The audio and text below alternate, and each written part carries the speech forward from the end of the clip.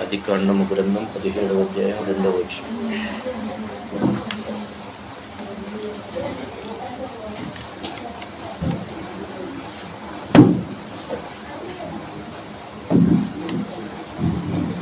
చదవండి.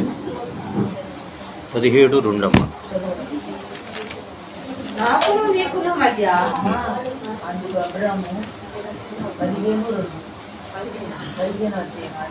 17 తల్లి 17. నాకును నీకును మధ్య నా నిబంధనను నియమించి నిన్ను అత్యధికముగా అభివృద్ధి పొందించదనని అతనితో చెప్పాను. అబ్రాహాము సాగిల పడి ఉండగా దేవుడు అతనితో మాట్లాడి, ఇదిగో నేను నియమించిన నా నిబంధన నీతో చేసి ఉన్నాను, నీవు అనేక జనములకు తండ్రి వగుదువు. చాలా స్తోత్రం. హల్లెలూయా. ఈ 17వ అధ్యాయం 1వ వచనం నుంచి ఈ యొక్క వాక్యాలు చదువుకుంటూ వస్తే, అబ్రాహాము 99 ఏండ్ల వాడైనప్పుడు యెహోవా అతనికి ప్రత్యక్షమై, నేను సర్వశక్తి గల దేవుడు, నా సన్నిధిలో నిందారహితుడుగా ఉండుము. స్తోత్రం. ఈ వచ్చిన భాగం ధ్యానం చేద్దాం. చూడండి, అబ్రహాముతో ప్రభు అంటూ ఉన్నారు, నేను సర్వశక్తి గల. ఇక్కడ దేవుడైన యెహోవా భూజనులందరికీ ఎవరు అయి ఉంటారు అని చెప్పారంటే మాట్లాడేవారు. ఆయన మాట్లాడుతూ అబ్రహాముతో ఈ మాట చెబుతున్నారు. ఈరోజు భక్తి చేస్తున్న నాతో మీతో యేసు ప్రభు చెప్పేది ఏంటి అంటే, నీవు భక్తి చేసేటప్పుడు నా మాటలను శ్రద్ధగా ఆలకించు, నా వాక్యమును శ్రద్ధగా ధ్యానం చెయ్యి అని చెప్పే దేవుడిగా ఉంటారు. ఇక్కడ అబ్రాహాముతో ప్రభు అంటున్నారు కదా, నేను సర్వశక్తి గల దేవుడును. స్తోత్రం. అంటే దేవుడు తనను గురించి తాను ఏమని చెప్పుకునేవారుగా ఉన్నారు అంటే, నా గురించి నువ్వు ఎంత తెలుసుకోవాలని ప్రయత్నం చేస్తే అంతగా నేను నిన్ను నా రూపంలోనికి మార్చివేస్తాను అని చెప్పే దేవునిగా ఉన్నా. స్తోత్రం. అంటే ఈ దేవుడట ఎంతగా ఆయనను తెలుసుకోవాలి అని ప్రయత్నం చేస్తే, నిజంగా సంఘానికి యేసు ప్రభువుని తెలుసుకోవాలి అని వచ్చేవారుగా విశ్వాసులు ఉండాలి అండి. ఏదో మేలు కొరకు, ఏదో దీవెన కొరకు దేవుని సన్నిధికి వచ్చేవారుగా కాకుండా, దేవుడు ఎవరు, ఆయన ఏమై ఉన్నారు అనే సత్యాలను తెలుసుకోవడానికి కనుక సన్నిధికి వస్తే, ఈ దేవుడు నిశ్చయంగా ఆయనను గురించి తెలియచేసుకునే దేవుడిగా ఉంటారు. దేవునికి స్తోత్రం. కాబట్టి ప్రభువు గురించి తెలుసుకోవాలని ఆయన దగ్గరికి రావాలి. ఏమి ఆయన గురించి తెలుసుకుంటాం? ఆయన దగ్గర ఏముంది అని అంటే, భక్తి ఉంది, దైవత్వం ఉంది. మనం నేర్చుకోవాల్సింది భక్తి, ఆయన చూపించాల్సింది ఆయన దైవత్వం. ఏమిటి? ఆయన దైవత్వం. మనం నేర్చుకోవాల్సింది భక్తి.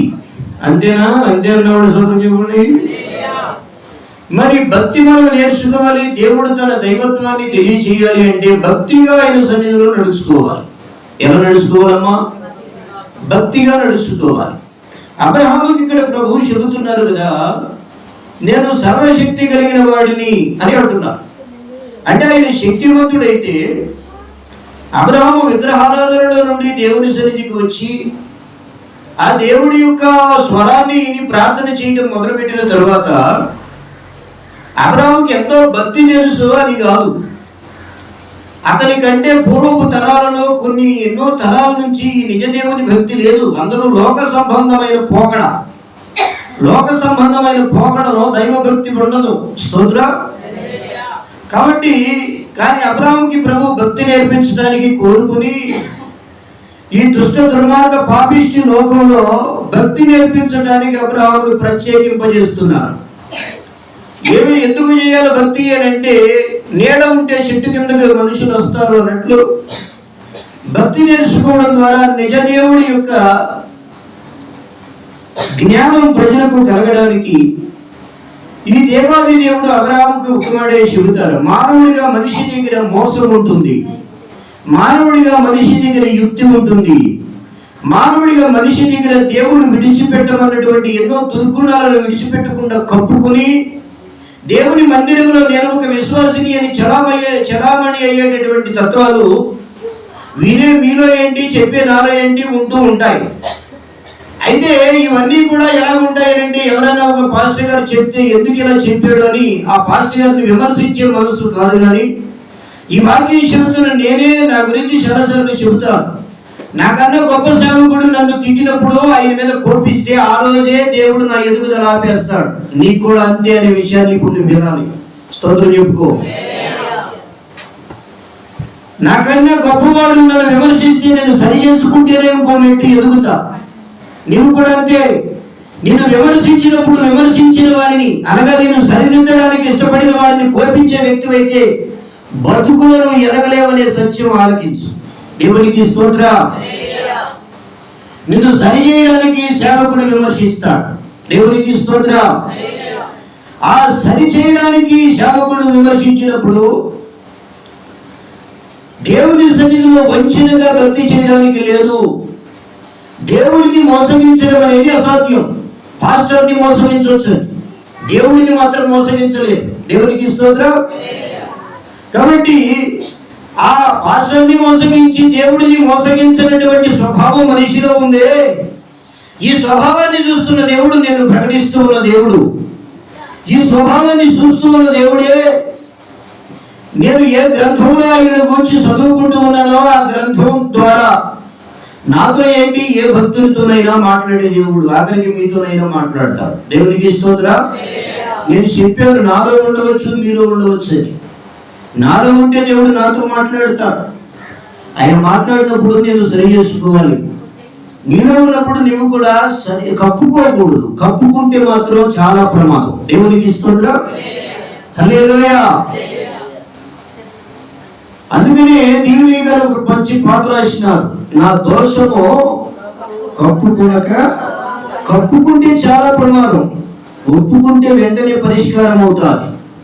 కాబట్టి దేవుని వాక్యం ఏమని చెబుతుంది అంటే దేవుడిని ఎవరు మోసగించలేరు. దేవుడికి మనలో ప్రతి ఒక్కరి గురించి బాగుగా తెలియను. దేవునికి స్తోత్రం. కాబట్టి నిందారహితుడుగా అబ్రహాము ఉండాలని ప్రభు ఇక్కడ కోరుతున్నారు. నిందారహితుడిగా ఎందుకు ఉండాలి నాయన అని అబ్రహాము ప్రభువుని చూస్తే దేవుడు ఏమంటారు అంటే, దైవభక్తి చేయటం అని అంటే అది అంత సామాన్యమైన విషయం కాదర్రా. ఒళ్ళొచ్చి కష్టించి 4 రూపాయల కాసులు సంపాదించుకొని బతుకు జీవుడా అంటే బతకడం మనిషికి పరిపాటి. కానీ భక్తి చేయడం మాత్రం అంత సులభమో కాదు. స్తోత్రం. ఈ భూమి మీద అన్నిటికంటే కష్టమైనది ఏంటి అని అంటే భక్తి చేయడం. భక్తి చేయడం అనేది చాలా కష్టమైనటువంటి విషయం. దేవునికి స్తోత్రం. మరి ఆ కష్టమైనటువంటి భక్తిని చేయడానికి దేవుడు ఈ రోజు నిన్ను ఆయన సన్నిధిలో ఉంచారనే సత్యాన్ని అంగీకరించగలవా? ఏదో పోనీ లేని గొర్రె పిల్లలాగా, పావుల పిల్లలాగా, మేక పిల్లలాగానో కనిపిస్తే మందిరానికి నడిపించాలని వచ్చాను, తీరా మందిరానికి వచ్చాక ఈ మాటలు మాట్లాడుతుంటే నాకు అసలు ఏం అర్థం కావట్లేదు అని అనుకుంటున్నావేమో. దేవునికి స్తోత్రం. దేవుడు నిన్ను ఒక అమాయకమైన వ్యక్తిగా నడిపించలేదు. ఆయన తన చిరునామాని నీ ముందు నా ముందు ఉంచి, అసలు నువ్వు ఎక్కడి నుంచి వచ్చావంటే అదంతా నాకెందుకయ్యా, నేను అడిగిందేదో నాకు ఇస్తే సరిపోతుంది కదా అంటాం. స్తోత్రం. ఏమంటావు? అదంతా నాకెందుకు? దేవుడు అంటాడు, అదంతా నీకెందుకు తెప్పించావమ్మా, నేను నీకేమవుతాను తెలుసా? నువ్వు నాకేమవుతావు నేను చెప్తున్నా, నేను నీకేమవుతానో చెప్పు. ఇది నా దేవుడు చెప్పేది. స్తోత్రం చెప్పుకో. నువ్వు నాకేమవుతావో నేను చెప్తా, నేను నీకేమవుతానో నువ్వు చెప్పు. ఇదంతా నాకెందుకయ్యా, నేను అడిగి కష్టమే. స్తోత్రం. భక్తి నేర్చుకోవడం అంత సులభమైన విషయం కాదు. ఎందుకయ్యా, యేసు ప్రభు సగనివాడు, చక్కనివాడు, బాగా చూస్తాడు, మంచిగా చూస్తాడని అందరూ చెప్తున్నారు. ఈ సురేషుడు కారాల మీద నూరుతాడు. ఇదేంటి ఎప్పుడు చాలా కష్టం భక్తి అంటాడు. అందరేమో ఎంతో మంచిదమ్మా, సులభం, మిమ్మల్ని ప్రభు దీవిస్తారు, నీకు ఆ మేలు చేస్తారు, ఈ మేలు చేస్తారని ఒక పక్కన కొంతమంది చెబుతా ఉంటే భక్తి చేయడం సామాన్యం కాదంటాడేంటి ఈ సురేష్ బాబు. భక్తి చేయటం అత్యంత కష్టం. స్తోత్రం. నీతిగా దేవుడిని వెంబడించడం, విశ్వాసముతో దేవుడి వైపుకు చూడటం, విశ్వాస నేత్రములతో దేవుని గూర్చిన ధ్యానము చేయటం అనేది మనస్సును నిలుపుకొని చేసేటటువంటి భక్తి. స్తోత్రం. మనస్సును నిలిపి భక్తి చేయాలి. ఆయమ్మ పాడింది కాబట్టి నేను పాడుతున్నాను, ఆయయ్య పాడాడు కాబట్టి నేను పాడుతున్నానంటే ఇక అది బాగానే ఉంటుంది. నీకు 80 ఏళ్ళు వచ్చినా నీకు భక్తి ఎవరం తెలవదు. ఆయమ్మ పాడిందని పాడితే. స్తోత్రం. దేవుని దైవత్వాన్ని తెలుసుకోవడం. ఈరోజు భక్తి చేయడం అంటే అంత సామాన్యమైన విషయము కాదు. మరి ఏంటది అని అంటే, వినగలిగిన చెవి, గ్రహించగలిగిన హృదయం కలిగి ఎందరూ భయభక్తులతో వినమ్రతలతో సన్నిధిలో ఆశ కలిగి దేవుని గురించి ధ్యానించడానికి దైవ సన్నిధికి వస్తారో, ఇవాళ ఆయన తన దైవత్వాన్ని సంఘానికి తెలియచేసేవాడమ్మా. ఈరోజు మేలుల కోసం మాత్రమే నువ్వు మందిరానికి వస్తున్న వ్యక్తివైతే, యేసు ప్రభు మేలులు చేసే దేవుడు మాత్రమే కాదు, ఆయన తన దైవత్వాన్ని సంఘానికి తెలియచేసి, నాకు చెందిన బిడ్డగా నువ్వు ఉంటే సంఘానికి రా, అంటే కాకుండా వేషాలు వేస్తే నీ సీటు ఎప్పుడు కూడా వెనకాల. స్తోత్రం. అది కూడా మరి ఎక్కడో కూడా తెలియదు. దేవునికి స్తోత్రం. కాబట్టి మేలు చేసే దేవుడు మాత్రం కాదు, ఈయన తన దైవత్వాన్ని చూపి ఆయన మార్గంలో సంఘం నడవాలి అని కోరుకునేటటువంటి దేవుడు. కాబట్టి దేవుడు అంటే నేను ఎవరిలో నీకు తెలియజేస్తా, నువ్వేం చేస్తావంటే నేను ఎలా నా సన్నిధిలో నడుచుకోమని చెప్తానో అవన్నీ శ్రద్ధగా ఆలకించు. స్తోత్రం చెప్పండి. దేవుడు అంటే మాటలు కాదండి, ఏదో కృపమయుడు, దయామయుడు, స్వతం అంటే మేలు చేస్తాడు ఇట్లా అనుకుంటే తప్పండి. ఆయన చూపించి మార్గంలో నడుచుకోవడానికి ఎవరు ఇష్టపడతారో వాళ్ళు మాత్రమే భక్తి చేయగలుగుతారు. ఆయన నడిపించిన మార్గంలో నడవడానికి ఇష్టపడాలి. ఇక్కడ శరీరానుసరమైన మనసు, భక్తి మనసు రెండు పనిచేస్తాయమ్మా. మీరు పసిగట్టి తెలుసుకోవాల్సింది ఏంటంటే, భక్తి మనసు, శరీర మనసు. ఈ నాకు తెలుసు వాళ్ళు పాడుతున్నారు నేను వింటున్నాను, వాళ్ళు వాక్యం చెప్తున్నారు నేను వింటున్నాను అంటే సోదరాలు నీ నడకంతా గోతులు నడక. అర్థమవుతుందా? వాళ్ళు పాడుతున్నారు నేను వింటున్నాను, ఆయన వాక్యం చెప్తున్నాను నేను వింటున్నాను కాదు. శరీర మనస్సు, ఆత్మ మనస్సు అని రెండు ఉంటాయి. శరీర మనసు ఏం చేసిందో తెలుసా? నీకు అనుకూలంగా ఉన్నవన్నీ చేయమని చెప్పింది. ఆత్మ మనసు ఏం చెప్పిందో తెలుసా? ఏది చెయ్యొద్దని నీ శరీరం చెప్తుందో వాటిని చెయ్యి అని చెప్పింది. స్తోత్రం చెప్పుకో. నీ శరీర మనసు ఏటేటిని చెయ్యొద్దు, ఇలా మంచి భక్తి చేయాలంటే ఈ చేయమని పన్నాడు అలా చేశారేంటి అని ఏది నేను పక్కకు నెట్టేసి నేను నడిపిస్తా ఉన్నా అదంతా శరీర మనసు. ఈ శరీర మనసుతో నువ్వు ఎంతకాలం సన్నిధికి వచ్చిన ఆత్మీయతలో ఎదగలేవు. దేవుని దయాదృష్టి నీ మీద ఉండదు. దేవుని దయాదృష్టి ఎవరి మీద ఉంటుంది? అబ్రహాంతో దేవుడు ఎందుకు మాట్లాడుతున్నాడు? ఆయన చెప్పినట్టు నడుచుకోవడం బట్టి. అంటే కాకుండా ఆయన ఇంటికాడే ఆయన ఉండి ఆయన వేసాడు, ఆయన అయితే దేవుడు ఈ మాటలు మాట్లాడతాడా? 17వ వచ్చిన స్తోత్ర మాట్లాడతాడమ్మా. నీ ఇంటికాడే నువ్వు ఉండి నీ వేసాడు నువ్వు వేస్తే దేవుడు నీతో మాట్లాడతాడా? ఆయన సన్నిధికి వచ్చి నేను ప్రభు నాతో మాట్లాడేయాలి అంటే ఆయన చెప్తాడు కొన్ని మాటలు. స్తోత్ర హల్లెలూయా. ఆయన ఏమని చెప్తున్నాడు అంటే, శరీర మనస్సు, ఆత్మ మనస్సు అనే రెండు స్వభావాలు ఉంటాయి. నువ్వు ఏం చేస్తావంటే ఈ రెండింటిని పసిగట్టు చూసుకో. అప్పుడు కనీసం 1వ తరగతిలోనే జాయిన్ అయినట్టు లెక్క. శరీర మనస్సు, ఆత్మ మనస్సు. శరీర మనస్సు ఏం చేసిందంటే వాక్యాన్ని అస్సలు లెక్క చేయదు, సన్నిధిని అస్సలు లెక్క చేయదు. ఈ యొక్క మందిరం నుంచి నాకేమి లాభం కలుగుతుంది, మేలు కలుగుతుంది, అది చూసుకుని ఆ మేలు కలగడానికి వేయాల్సిన డ్రామా అంతా వేసింది. అది శరీర మనస్సు. మందిరం యొక్క నుంచి, సేవకుడి నుంచి నాకు ఏ మేలు జరుగుతుంది, ఆ మేలు నేను పొందుకోవాలంటే ఆ దగ్గర నేను ఎలా ప్రవర్తించాలి, ఇది శరీర మనస్సు. ఆత్మ మనస్సు ఏం చెప్తుంది అని అంటే, వాక్యములు ఏమని రాసి ఉంది, పాస్టర్ గారు ఏమని బోధిస్తూ ఉన్నాడు, ప్రార్థనా పనులు ప్రార్థన చేస్తూ ఉన్నారు, కీర్తనకారులైన మెడలో పాటలు పాడుతూ ఉన్నారు. ఈ యొక్క కీర్తనలలో నుంచి, ఈ ప్రార్థనలో నుంచి దేవుడు నాతో ఏం మాట్లాడుతున్నాడు అని తెలుసుకుని నేను సహితం ఇలా దేవుని మార్గంలో నడుచుకోవాలంటే నేను కొంచెం కష్టపడాలి, నేను ఇష్టపడాలి అని సన్నిధిని ప్రేమించి భక్తి చేసేది ఆత్మ మనసమ్మ. వాళ్ళు అట్టగే పాడతారు, ఆయన అట్టగే చెబుతాడని నువ్వు ఎన్ని వారాలుండా ఈ వాక్యం నీలో పని చేయకపోతే, ఆ కీర్తన నీలో పని చేయకపోతే, ఆ ప్రార్థన నీలో పని చేయకపోతే ఎంతగా ఎవరో ఇంటున్నారని అనుకుంటున్నావేమో కానీ శరీర మనస్సుని ఎరుబడి చేస్తుంది. ఆ శరీర మనస్సు నుంచి మొదట విడుదల పొందడానికి ఈ రోజు మనస్సును తీర్మానం చేయి. స్తోత్రం, హల్లెలూయా. యేసు ప్రభు ఈ రోజు నీ దగ్గరికి ఎందుకు వచ్చాడు, నా దగ్గరికి ఎందుకు వచ్చాడు అంటే ఈ శరీర సంబంధమైన తత్వం నుండి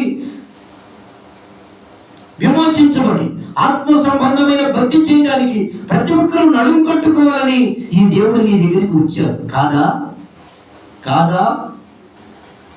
శరీర మనస్సు, ఆత్మ మనస్సు. పాస్టర్ గారు ఏం చెప్పాడు? చక్కగా మాటలు ధ్యానం చేయటం, అలా ప్రభువా నన్ను దర్శించండి. ఆయన అబ్రహాముతో మాట్లాడిన దేవా నాతో మాట్లాడండి, నీ స్వరమును నాకు వినిపింప చేయండి, నీ దర్శనమును నాకు కనిపింప చేయండి, నాతో మాట్లాడయ్యా, నన్ను దర్శించయ్యా అని అంటే దేవుడు నీతో మాట్లాడతాడు, దేవుడు నేను దర్శిస్తాడు. ఆ దర్శించేది కూడా నీకు ఎందుకు తెలుసా? నీ మేకతో నీ దగ్గర ఉంచి, నీ తోడలతో నీ దగ్గర ఉంచి నేను నాశనానికి అప్పగించడానికి కాదు. దేవుడు నేను దర్శించే ప్రతి సమయంలో మేక నుంచి గొర్రెలను మార్చబడాలని, కాకి నుంచి పావురముగా నేను మార్చుకోవాలని ప్రేమించి దేవుడు నేను దర్శిస్తాడనే సత్యాన్ని నువ్వు గుర్తించాలి. దేవునికి స్తోత్రం, హల్లెలూయా. నువ్వు మేక పిల్లగా ఉన్నప్పుడు దేవుడు నిన్ను దర్శించాడన్న మాట నిజమే. నువ్వు అప్పుడు నేను గొల్పుని, నేను భక్తి పొందాను కాబట్టి దేవుడు నాతో ఈ విధంగా మాట్లాడాడని నువ్వు అనుకున్నావో అందరికంటే తిక్కలాలి నువ్వే. దేవునికి స్తోత్రం. ఆయన తన భక్తులను దర్శించేది మొదట వారిని తన స్వరూపంలోనికి, తన స్వభావంలోనికి మార్చుకోవడానికి. నిన్ను నీలానే ఉంచేస్తే ఆయనగా ఉపయోగం, నిన్ను నీలానే ఉంచేస్తే ఆయనగా ఉపయోగమా? సైతాను గారికి ఉపయోగం, ఆడి చేతిలో వాడబడతానికి ఉపయోగం. యేసయ్య చేతిలో వాడబడాలి, యేసయ్య చేతిలోనికి రావాలి అంటే నిన్ను రూపాంతరపరుచుకోవాలి. ఏం చేయాలమ్మా? రూపాంతరపరుచుకోవాలి. నువ్వేదో భక్తి పరుడు అని, నీతిమంతుడు అని దేవుడు నీ దగ్గరికి వచ్చాడు అనుకుంటున్నావా? స్తోత్రం. పేతురు ప్రభు అన్నాడు, నీ దూరం లోతులకు నడిపించు. 153 పెద్ద చేపలను చూచినటువంటి పేతురు దేవుడితో అంటూ ఉంటాడు, అయ్యా నేను పాపాత్ముడిని. పేతురు దగ్గరకు దేవుడు రాగానే పేతురు నేను ఎంతో భక్తి పరుడు కనుక దేవుడు నా దగ్గరికి వచ్చాడు అని అనుకుంటే, ఈరోజు వాక్యం చెబుతుంది దేవుడు నీకు ఒక దర్శనం ఇస్తే నువ్వు నీతిమంతుడు అని ఇవ్వలేదు, నిన్ను సరి చేసుకోమని ఇచ్చాడనే సత్యాన్ని గుర్తించు. దేవునికి స్తోత్రం. నువ్వు బాగు చేసుకో, సరి చేసుకో, దేవుని భక్తిలోనికి రా, దేవుని నీతిలోనికి రా, దేవుని ఆజ్ఞలోనికి రా, ఆయన మార్గంలోనికి రా. నీ దారిలోనికి ఆయన రాడు, ఆయన దారిలోనికి నువ్వే రావాలి. దేవునికి స్తోత్రం, హల్లెలూయా. దేవుడు నిన్ను ఏమైనా దర్శిస్తే మొదట నిన్ను పరివర్తన చేసుకోవడానికి అనే విషయాన్ని కూడా గుర్తించు. మోషేతో దేవుడు చెప్పాడు, ఇదిగో ఈ కొండ మీదకు నీవు ఎక్కి రావడానికి నీవును, అహరోనును, ఇశ్రాయేలీయుల పెద్దలందరూ, ఇశ్రాయేలీయుల జనాంగమంతయు 3 రోజులు తమను తాము శుద్ధి చేసుకునవలెను. స్తోత్రం. ఇశ్రాయేలు సమాజం అంతా పరిశుద్ధంగా తమను తాము బాగు చేసుకోవాలి. దేవుడు మీ మధ్య సంచరించున్నట్లు మీరు ఎలా ఉండాలి అని అంటే అశుద్ధంగా ఉండకూడదు. ఆయనకి ఎలా ఉండకూడదు? స్తోత్రం చెప్పండి. దేవుడు పర్వతం మీదకు దిగి వచ్చేటప్పుడు మోషేతో చెప్తూ ఉంటాడు, ఇశ్రాయేలు ప్రజలను పరిశుద్ధపరచు. అంతకుముందు ఎలా వెళ్ళలే అని ఉండేవారు, ఏమైందిలే అనుకునేవారు. దేవుడు సీనాయి పర్వతం మీదకు దిగి వచ్చేటప్పుడు చెప్పాడు కదా, ఇశ్రాయేలులో నాకు ఏ దోషం కనిపించినా వారు సజీవంగా ఉండరు, వారు ప్రాణాలతో ఉండడానికి మొదట చెప్పు. దేవుడు మన మధ్యకు వస్తున్నాడు కనుక మిమ్మల్ని మీరు శుద్ధి చేసుకో, మీ హృదయాలు. స్తోత్రం. ఈరోజు మనం దైవ ప్రేమ కలిగి, దైవ భక్తి కలిగి ఆయన సన్నిధానంలో నడుచుకునేదానికి నా ప్రియ సహోదరులారా, మోషేతో దేవుడు ఎందుకు అలా చెప్పాడు అది ఒకసారి ఆలోచించండి. మన సంగతి కాదు, నీ సంగతి కాదు. మోషేతో దేవుడు ఎందుకు చెప్పాడు అలా? ఆయన పాపాన్ని ప్రేమించేవాడు కాదు. పాపం ఉన్న చోట దేవుడు ఉండడు. ఉంటాడా? చెబుతారా? ఇప్పుడు పాపాల్లో, అపరాధాల్లో ఇశ్రాయేలీయుల నుండి దేవుడి సన్నిధికి అలాగే వచ్చారనుకో, దేవుడికి ఎట్లుంటది? ఈ సురేష్నో, ఈ వేదనాయకం గారినో, ఈ పిఎస్ రాజు గారినో, ఈ పాస్టర్ గారిని డుమ్మగా కొట్టిస్తావు కానీ యేసుప్రభుని డుమ్మగా కొట్టిస్తావా? నువ్వు పిల్లలు వేసుకుంటే పారిపోతావు కానీ ఆయన నువ్వేం చేస్తావు? ఆయన ఏం చేయలేవు. స్తోత్రం. హల్లెలూయా. యేసుప్రభుని ఏం చేయలేవు. ఎందుకంటే ఆయన నువ్వు కదా, నీ తాత మీద కూడా ఆయన అధికారి. సాతానుడే ఆయనకు భయపడేవాడు. కాబట్టి నువ్వేం చేస్తావు? ఆయన్ని పాస్టర్ని మోసం చేస్తావు కానీ దేవుడు మోసం చేయలేదు. స్తోత్రం.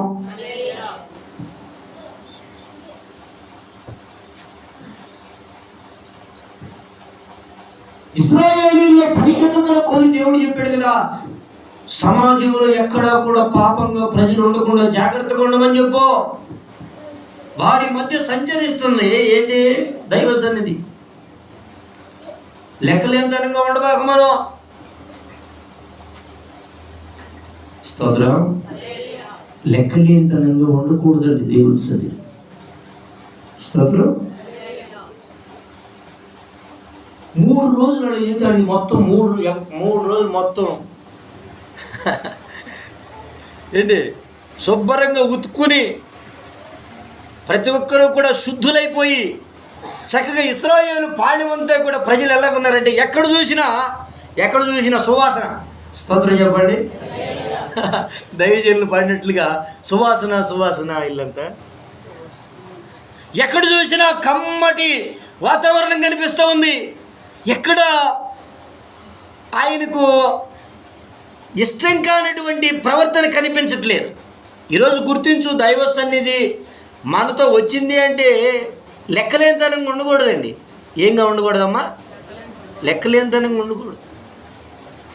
దేవునికి స్తోత్రం. మిరియమట ఓసారి మోషే మీద సరిగిందట. ఆవిడ అంటా ఉంది కదా, ఈ మోషే చూడు కూషు దేశపు స్త్రీని వివాహం చేసుకుంటున్నాడు, ఈడు పెద్ద భక్తుడంట అని, నా తమ్ముడే కదా అని ఆవిడ ఇష్టం వచ్చినట్టుగా మాట్లాడుతూ ఉంది. నా సేవకుడి గురించి నువ్వేం మాట్లాడుతున్నావు అని ఆవిడతో దేవుడు మాట్లాడుతూ వస్తాడు. స్తోత్రం. నా సేవకుడి గురించి నువ్వేమని మాట్లాడుతున్నావు? దేవునికి స్తోత్రం. కాబట్టి దైవ సన్నిధిలో ఇశ్రాయేలీయులు అలా దేవుడు మనతో మాట్లాడడానికి మన హృదయాలు ఏం కావాలి అంటే వినయం, విధేయతతో దైవభక్తి చేసుకునేటటువంటి బిడలంగా మనల్ని మనం మార్చుకోవాలి. ఈ శరీర మనసు, ఆత్మ మనసు భక్తి చేయటానికి నేర్చుకునే మనసు. నేనెవరినో నీకు తెలియజేస్తా, నువ్వు నేను చెప్పేదంతా జాగ్రత్తగా నేర్చుకోని అంటున్నారు అబ్రాహాము. స్తోత్రం. నేను ఏంటో అది నీకు చెప్తా, చెప్పినప్పుడు నీకు నచ్చినవి చేసి నీకు నచ్చనివి చేయకపోతే మాత్రం నేను నా బిడ్డగా నేను చేసుకోను. స్తోత్రం. యేసు ప్రభు బిడ్డవు నువ్వు కావాలి అంటే ఆయన చెప్పింది నువ్వు అంతా కూడా చేయాలి. ఆయన చెప్పింది ఏం చేయాలమ్మా? అంతా చేయాలి. నచ్చినవి చేస్తా, నచ్చని చేయను అన్నావు అనుకో, దానికి ఒప్పుకోడు ఆయన, దానికైనా ఒప్పుకోడు. స్తోత్రం. కాబట్టి ఇక్కడ అబ్రహాముకు దేవుడు నేర్పించిన భక్తి ఈరోజు నీవు కూడా నేర్చుకోవాలని కోరుకుంటే, వాక్యం అనేది చాలా ఉన్నతమైనది. అది నువ్వు దాన్ని కళ్ళ తేరి చూస్తే నీకు దేవునికి స్తోత్రం, అది నీకు అర్థం కావడానికి ఎంతకాలం పట్టిద్దో అంత ఉన్నతమైనది వాక్యం. ఆ వాక్యాన్ని నేర్చుకోవడానికి నువ్వు చక్కగా దేవుని సన్నిధిలో ఒక మంచి భక్తుని వలె దేవుని సన్నిధిలో ఏం చేయాలంటే, నాకు అర్థం కాని నీ మాటలు ప్రభువా అర్థమవునట్లుగా చేయండి అయ్యా, అర్థమవునట్లుగా నేర్పండి అయ్యా అని ప్రార్థన చేసుకుంటారా. మా సురేష్ అన్నయ్యగా వాక్యం చెప్పేదని నువ్వు అనుకున్నావు అనుకో, స్తోత్రం. నేను 100 గింజలు అయితే నీకు 2 గింజలు 3 గింజలు నీ దగ్గరికి వచ్చి 90 అవతారాలు వెళ్తాయి. స్తోత్రం హల్లెలూయా. ఉందా? కాబట్టి ఉన్నతమైన దేవుని ఉపదేశాన్ని నువ్వు శ్రద్ధగా ధ్యానం చేస్తూ ఆ వాక్యంలో దైవ దర్శనం ఉంటుంది. ఆ దైవ దర్శనాన్ని చూడడానికి మనిషి దగ్గర భక్తి కావాలి, వినయ విధేయతలు కావాలి. స్తోత్రం. వినయ విధేయతలతో దేవుని వాక్యాన్ని ధ్యానించినప్పుడు మాత్రమే శిష్యరికం అవుతుంది. శిష్యరికం ఎలాగొస్తుంది? అమ్మంటే ఉన్నాను, నాకు అమ్మ భక్తి వచ్చింది, నాయనమ్మంటే ఉన్నాను, నాకు నాయన భక్తి వచ్చింది అని అనుకుంటే నాకైనా మీకైనా శిష్యరికం చేయకుండా భక్తి రాదండి. స్తోత్రం. నచ్చిన మాటల వరకేమో తీసుకుంటాం, వాళ్ళు చెప్పిన మిగతా మాటలన్నీ తీసుకోం. అట్టయితే కుదిరిద్దా? పొరపాటును కూడా కుదరదుగా. స్తోత్రం. కష్టమైన నష్టమైన గురువు ఏం చెప్తే దాన్ని పూర్తిగా గురువు యొక్క ఆధిపత్యానికి ఒప్పుకోవాలి, అంగీకరించాలి. అంటే ఏంటంటే శిష్యరికం చేయడం అని అంటే ఒక నాయకత్వం క్రింద అణిగి ఉండడానికి మొదట సిద్ధపడాలి. ఒక నాయకత్వం క్రింద అణిగి నేర్చుకోవడానికి సిద్ధపడాలి. అంటే ఆ మాటకి అర్థం ఏంటంటే దేవుని మాటలు ఎక్కడ నీకు సరిగ్గా అర్థం కావటం లేదో వాటిని లోక సంబంధంగా శరీర సంబంధంగా నువ్వు ఎక్కడ తీసుకుంటున్నావో అక్కడ నీ వినికిడి వ్యవస్థ సరిగ్గా లేదు. ఆ వినికిడి వ్యవస్థ సరి కావడానికి సేవకుడి దగ్గర ఏం చేయాలంటే ఒక ట్యూషన్ చెప్పే ఆయన ఉంటాడండి. నాకు ఇంటర్మీడియట్ చదివేటప్పుడు రేపల్లో పుల్లారావు గారని కెమిస్ట్రీ చెప్పేవారు. మాకు ఫిజిక్స్ చెప్పడానికి శాస్త్రిరావు గారు అని ఉండేవారు. వాళ్ళకి ఫిజిక్స్ అంటే చాలా కష్టమైన సబ్జెక్ట్ అండి. ఆ కష్టమైన సబ్జెక్ట్ ఆయన ఎంత చెప్పేవాడు అంటే 2 యొక్క అప్యోతి ఎంత తేలిక ఉండిద్ది, A+B హోల్ స్క్వేర్ అంటే చెబితే ఎంత తేలిక ఉండిద్ది. ఆయన ఫిజిక్స్ సబ్జెక్ట్ చెప్తే అంత సులువుగా వచ్చేసింది పాఠం, అంత బాగా చెప్తారు. ఆయన దగ్గర పాఠం నేర్చుకోవాలనుకోండి, నేనంటే ఏమనుకున్నావు అంటే ఆయన దగ్గరికి రానివ్వడం. పులి కట్టి పిల్లలు అయిపోయి మేస్టర్ రండి అని వెళ్తే పక్కన కూర్చోబెట్టుకుని ఆయన నేర్పిస్తాడు. ముందు అసలు పక్కన కూర్చోబెట్టుకోవాలంటే మనం ఏం చేయాలా? మేస్టర్ రండి అని తగ్గించుకుని వెళ్ళాలి. స్తోత్రం. పుల్లారావు గారు అన్నాడు, కెమిస్ట్రీ ఎట్లా చెప్తాడు అనుకున్నారు? రేపల్లో మేము చదివినప్పుడు ఆ 7 కొట్టినాడు, రేపల్లోనే లేదు. స్తోత్రం. అంత టౌన్లో ఎవరు ఉండేవారు కాదు. వాడి పాటలు అంత బాగా చెప్తారు. అదేమి నేనంటే ఏమనుకున్నావు అనుకో, నీ ఫీజు వద్దు, నువ్వు ముందు బయటికి వెళ్ళరా అంటాడు. వినయంగా విధేయతగా నేర్చుకునేటట్టుగా రావాలి. అలాగే భక్తి నేర్చుకునేటప్పుడు వినయ విధేయతలతో సన్నిధి ప్రవేశం చేయాలి. మా అన్నయ్యగా సురేష్ బాబుగా నన్ను ఏమైనా తోదెత్తాడా ఏంటి, నన్ను ఏమైనా గెంటెత్తాడా ఏంటి అన్నావు అనుకో, నేను తోలేడు గెంటేడు, కానీ విద్య నేర్చుకోవడానికి నీలో కావలసిన అర్హత ఏంటి అని అంటే వినయ విధేయత. స్తోత్రము. కాసేపు దావీదు దగ్గర కూర్చుని దావీదు పాటలు పాడి, కాసేపు సౌలు గారి దగ్గరికి వెళ్ళి సౌలు పాటలు పాడేవనుకో అస్సలు పాఠశాలకు రానివ్వడం అనేది ఉండదు. దేవునికి స్తోత్రం.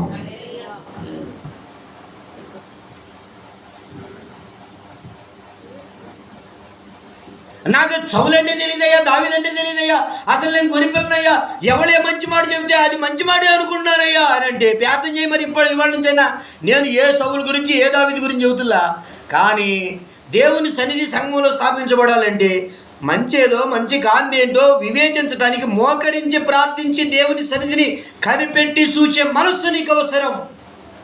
నీవు కనిపెట్టి ప్రార్థన చేస్తే దేవుడు ఆయన సన్నిధి ఏదో తెలియజేస్తాడు. అప్పుడు నువ్వు ఒబ్బిడిగా బుద్ధిగా వచ్చి ఎట్ట నేర్చుకోవాలి. స్తోత్రము. అదే పాస్టర్ గారు నాకు అసలు ఏమీ లేదంటే నువ్వే మాట్లాడితే కావాలని అంటున్నావు, కానీ సౌలు సన్నిధి లేదు, దావీదు సన్నిధి లేదు, అన్నీ మంచే అన్నావో కుదరదు, ఒప్పుకోను, బండకర్ర మొదలు పెడతా. దేవునికి స్తోత్రం. హల్లెలూయా.